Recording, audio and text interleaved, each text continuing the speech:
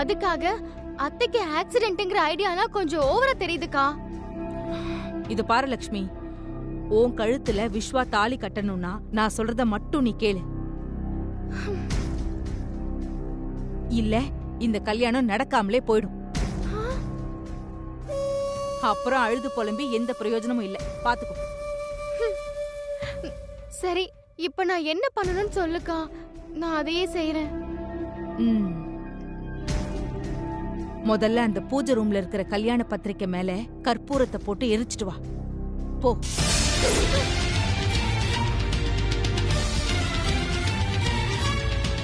என்னக்கா ஐடியா சொல்றேன்னு சொல்லிட்டு ஏன் அடிமடியிலேயே கை வைக்கிற?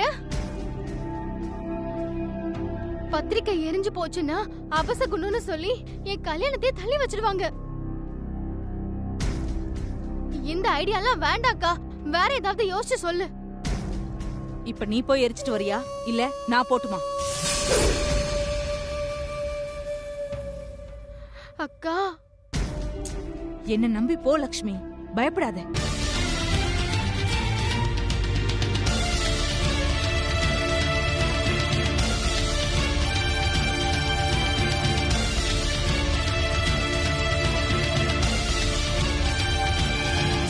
அக்கா, கேக்குறேன்னு தப்பா எடுத்துக்காத.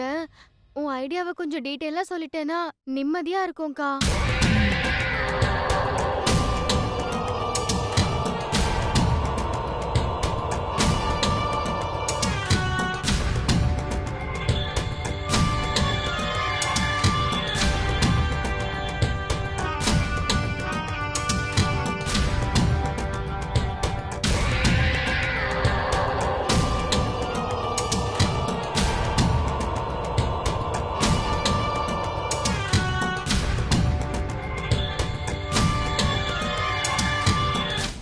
இந்த ஐடியா ஒர்க் அவுட் ஆயிடுச்சுன்னா என் கல்யாணம் நிச்சயமா நடக்குமாக்கா? ம்.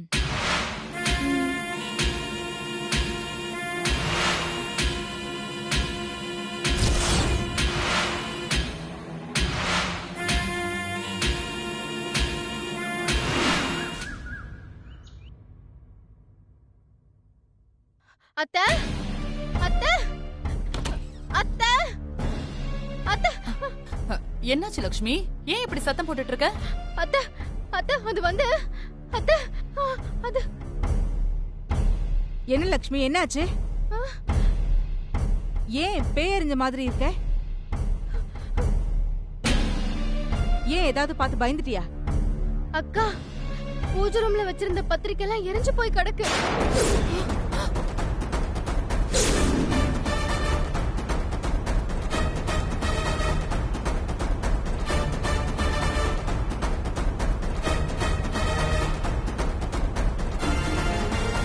என்னடி இது? நைட் நம்ம வீடு லாக் பண்ணிருக்கோம். அப்படி இருக்கும்போது எப்படி பத்திரிக்கை எல்லாம் எரிஞ்சு போச்சு?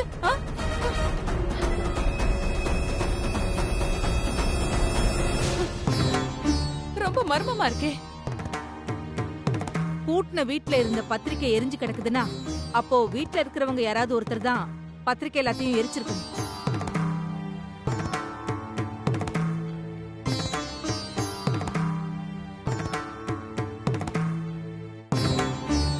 அத்தை, எனக்கு என்னவோ இதோ அந்த துளசி மேலதான். என்ன லக்ஷ்மி, பத்திரிக்கைய நான் தான் அரிச்சேன்னு சொல்ல வரியா?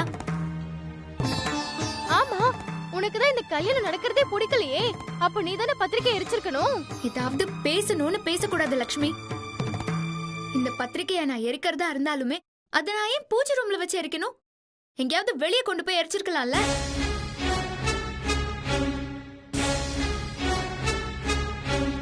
யாரோ எரிக்கணுங்கிற பிளானோட தான் எரிச்சிருப்பாங்க.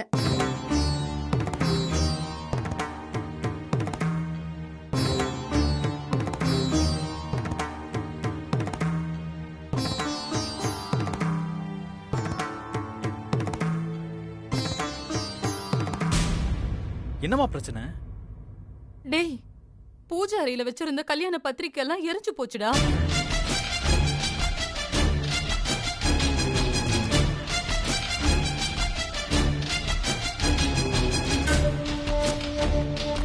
எரிஞ்சு போச்சா?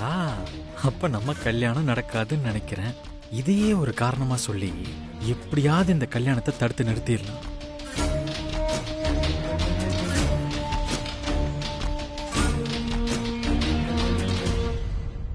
அம்மா, இப்பதான் உங்களுக்கு கரண்ட் ஷாக் அடிச்சது.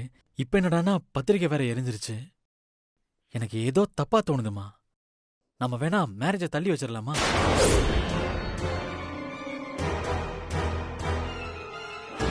ஐயோ, மாமா எல்லாத்தையும் கெடுத்துருவாரு போல இருக்கே. இப்ப என்ன பண்றது? நல்ல விஷயத்த தள்ளி போடக்கூடாது விஸ்வா. பத்திரிக்கை எரிஞ்சு போனதை நாம பெருசு பண்ண வேண்டாம். அதுக்கு வேற ஏதாவது காரணம் இருக்கும். அத சீக்கிரமா கண்டுபிடிக்கிறதுக்கு நான் ஏற்பாடு பண்றேன். ஆமாண்டா விஸ்வா, ருத்ரா சொல்றது கரெக்ட் தான். நல்ல காரியத்தை தள்ளி போடக்கூடாது. நீ வேலைக்கு கிளம்பு. நான் ஐயரை கூப்பிட்டு என்ன பரிகாரம் பண்ணலான்னு கேட்டுட்டு அதை நான் செஞ்சு வச்சிடுறேன். எல்லாம் சரியாயிடும்டா.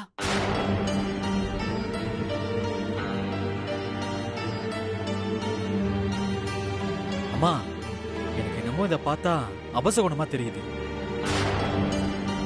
பாத்துக்கோங்க, இனிமே இந்த மாதிரி ஏதாச்சும் நடந்துச்சுன்னா நான் யோசிக்க வேண்டியதா இருக்கும்.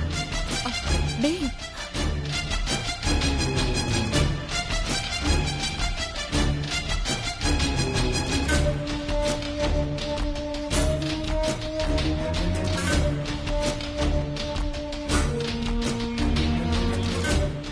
விஸ்வா இந்த கல்யாணத்தை நிறுத்துறதுக்கு எவ்வளோ ட்ரை பண்றான். ஆனா நடக்க மாட்டேங்குது. அத்தை, இந்த பத்திரிக்கை எரிச்சது யாருன்னு நான் கூடிய சீக்கிரம் கண்டுபிடிக்கிறேன்.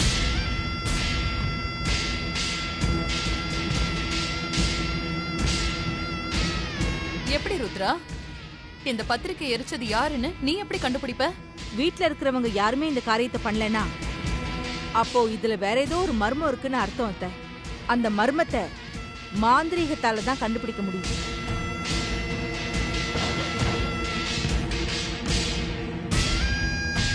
மாந்திரீகமா? நீ என்ன சொல்ல வரன்னு எனக்கு புரியல. உள்ள வாங்க அத்தை, எல்லாம் விவரமா சொல்றேன்.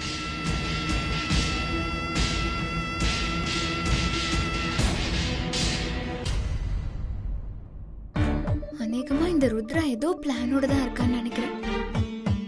பாவம், பைரவி அம்மா வேற இவளை ரொம்ப நம்புறாங்க. என்ன நடக்குதுன்னு பாப்போம்.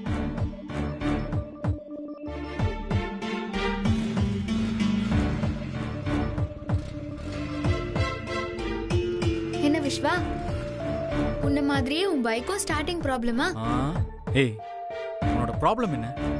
இல்ல, அன்னைக்கு கோயில்ல அந்த கல்யாணத்தை நிறுத்துறத பத்தி உன் அம்மா கிட்ட பேசுறேன்னு சொன்னதா ஒரு ஞாபகம். அது எனக்கு ஞாபகம் இருக்கு, நீ ஒன்னும் சொல்லி காட்ட வேணாம். ஏன் விஸ்வா, உன் அம்மா கிட்ட பேசுறதுக்கு உனக்கு நல்ல சான்ஸ் கிடைச்சதுல, அதையே மிஸ் பண்ண? அதுவா, அம்மா கிட்ட பேசியிருப்பேன். அந்த ருத்ராவும் லட்சுமியும் அம்மா பக்கத்துலயே இருந்தாங்க.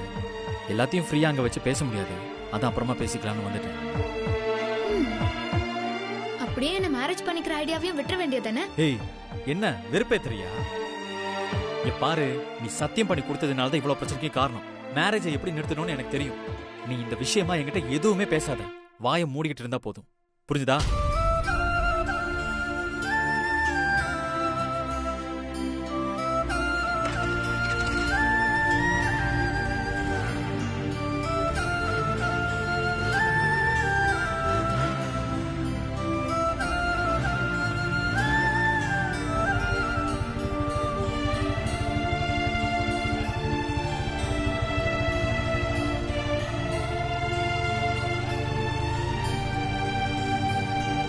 ஆமாண்டா, நம்ம கல்யாணம் நடக்கவே நடக்காது. ஏன்னா நீ கடைசி வரைக்கும் உன் அம்மா கிட்ட தைரியமா பேச போறதே இல்ல. நானும் என் சத்தியத்தை வாபஸ் வாங்க போறதும் இல்ல.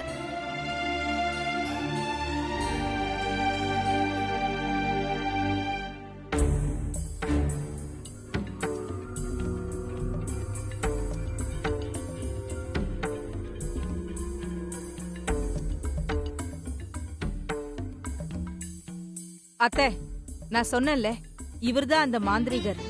இவங்க என்னோட அத்தை.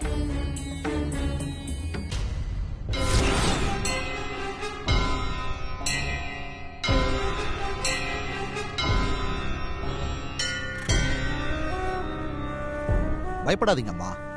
நான் மாந்திரிகன்தான், ஆனா மந்திரவாதி கிடையாது.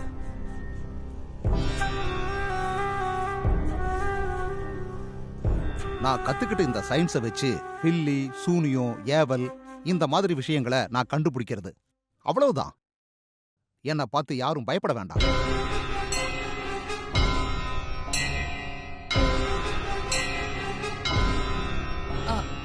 இந்த வீட்ல நடந்த விஷயம் எல்லாமே ருத்ரா உங்ககிட்ட சொல்லியிருப்பான்னு நினைக்கிறேன். எல்லா விவரமா சொன்னாங்க என்கிட்ட. உங்க வீட்ல பூஜை அறை எங்க இருக்கு? அதோ அங்க இருக்கு சாமி.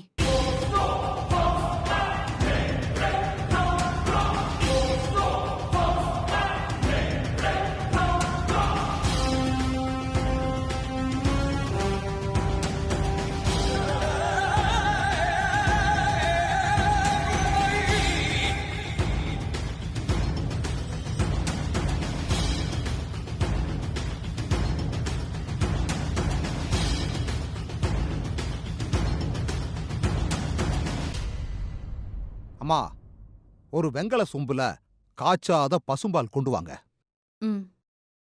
லக்ஷ்மி, ஃப்ரிட்ஜ்ல பால் இருக்குல்ல? இருக்குத்த. போய் எடுத்துட்டு வா.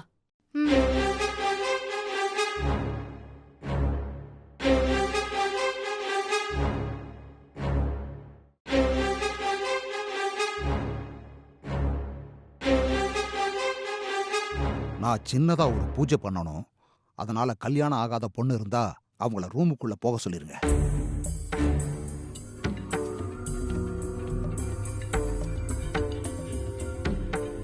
துளசி, கேட்டல்ல, உள்ள போ.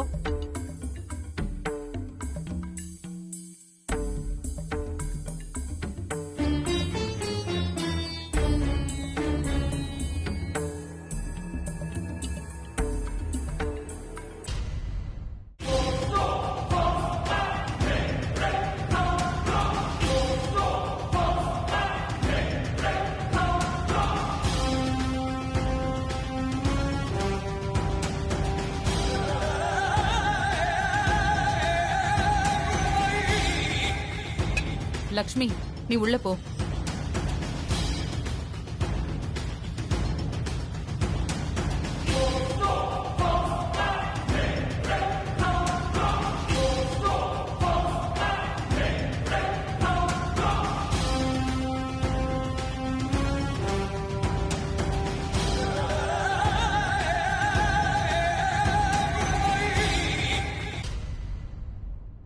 இந்த வீட்டு சமையலறைக்கு வெளியே ஒரு தொட்டி இருக்கு.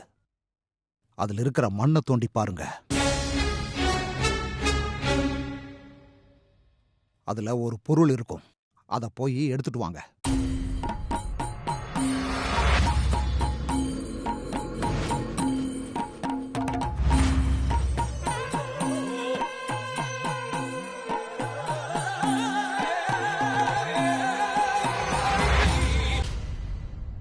இந்த ருத்ரா ஏதோ ஒரு பிளான மனசுல வச்சுக்கிட்டு தான் எல்லாத்தையும் பண்றா. என்ன வேற உள்ள போன்னு சொல்லிட்டா. அவங்க என்ன பண்றாங்கன்னு வேற தெரியலையே.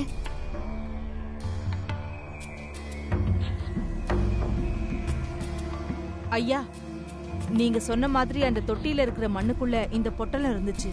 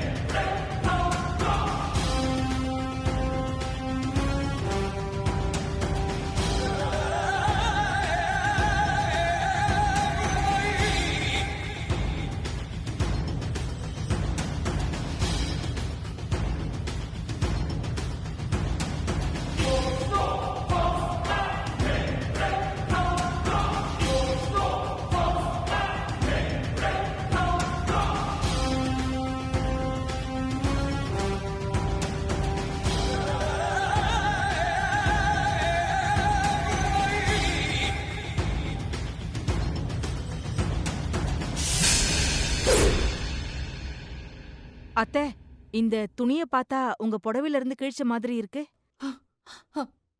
ஆமா ருத்ரா, எனக்கும் அப்படிதான் தெரியுது.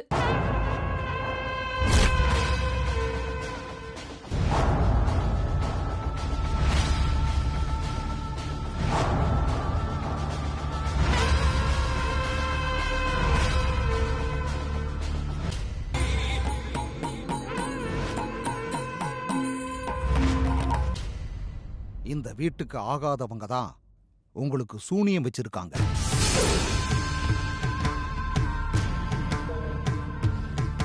சூன்யமா?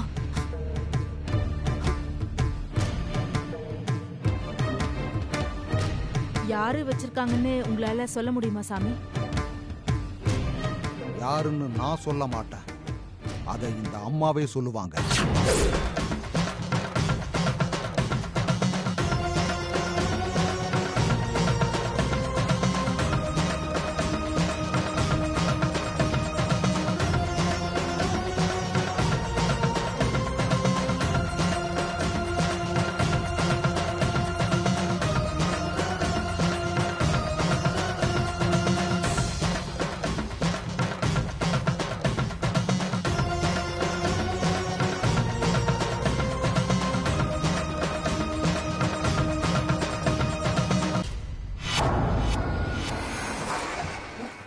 அம்மா, உங்களுக்கு ஆகாதவங்க யாருன்னு உங்களுக்கு தெரியும் இல்லையா?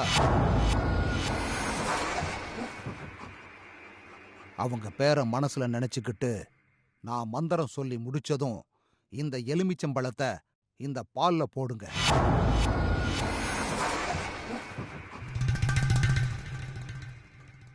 பால் கருப்பாச்சுன்னா நீங்க யார மனசுல நினைச்சீங்களோ அவங்க தான் உங்களுக்கு சூனியம் வச்சிருக்கணும். இந்தாங்க.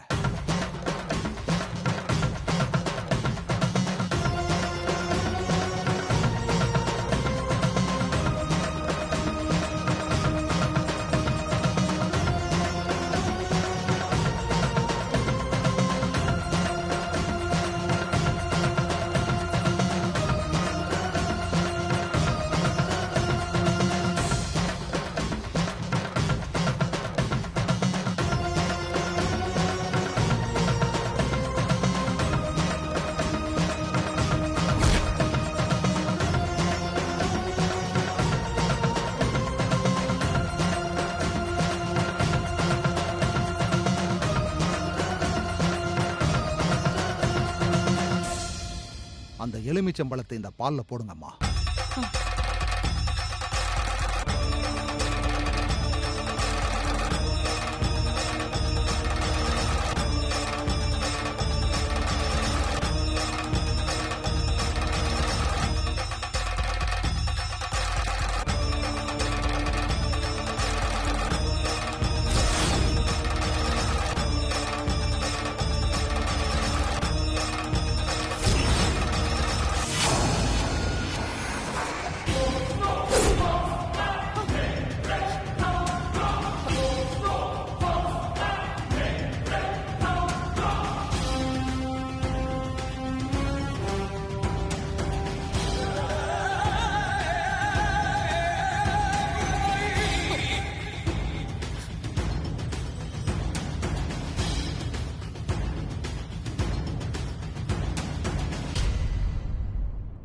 அத்தை, யார் பேரை நினைச்சீங்க?